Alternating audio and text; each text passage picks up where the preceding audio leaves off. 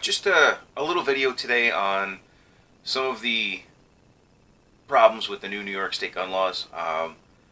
I I know that some people have been having some issues with it. Preface this with, I'm not a lawyer. Really look into this, and most of what I'm going to tell you is really look into this. This is an ever-evolving situation. With the New York State firearm laws that are on the books now, there's a lot of weirdness. There's a lot of changes. There's a lot of stuff going through the courts. It's literally changing like month to month, sometimes week to week. So really keep your eye on it if you want to obey the law and carry where you're supposed to, or own firearms in the proper manner, or store them properly. This is really something to pay attention to because it just keeps changing. It's just, they put a law in, the court knocks it down. They put another one in, the court knocks it down. The court knocks down part of the law, not the other one. The state, goes and they go to a court of appeals. This is a back and forth. But here's the two really big takeaways that you need to learn from this.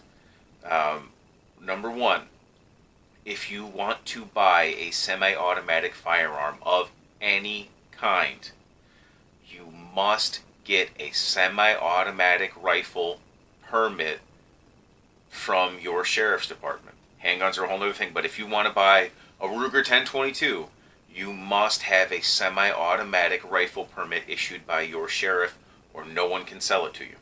Okay? That's how it has to be.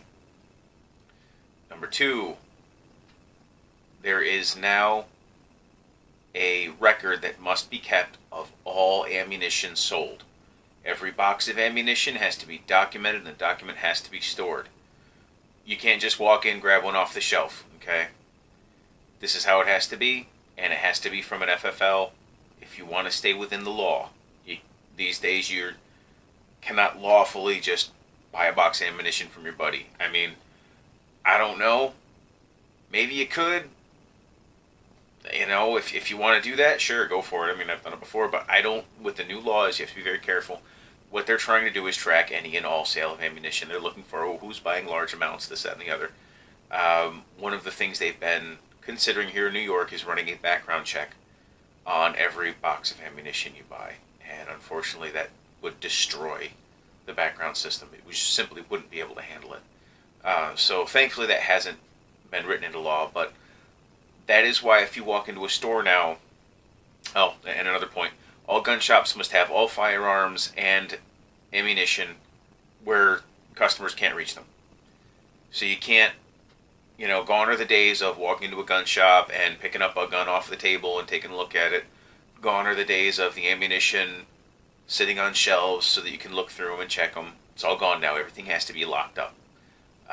A lot of stores are not happy with this. It's an extra cost. It's more difficulty for them. It's making it more difficult. So those are the things right now that are most important.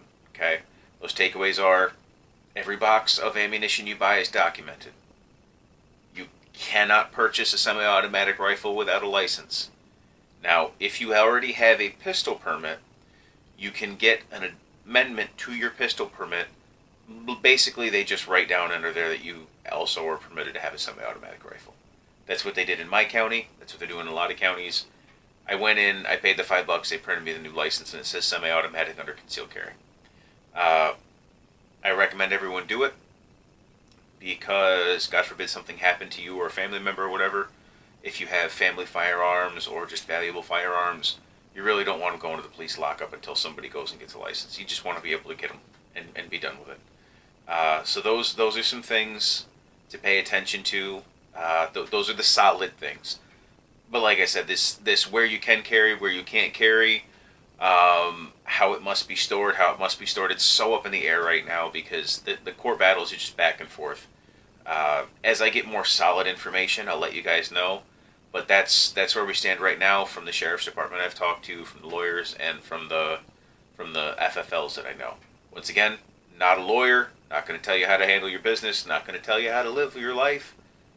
Just some important things to know if you're in New York. So, if you get any updates on this, or if you get any guidance from anybody in the law enforcement area, please leave it in the comments below. I'd love to hear, because this is just getting, like I said, every other week. It's like, can I carry? Can I not carry? I don't know. So, thank you guys, and we'll talk to you later.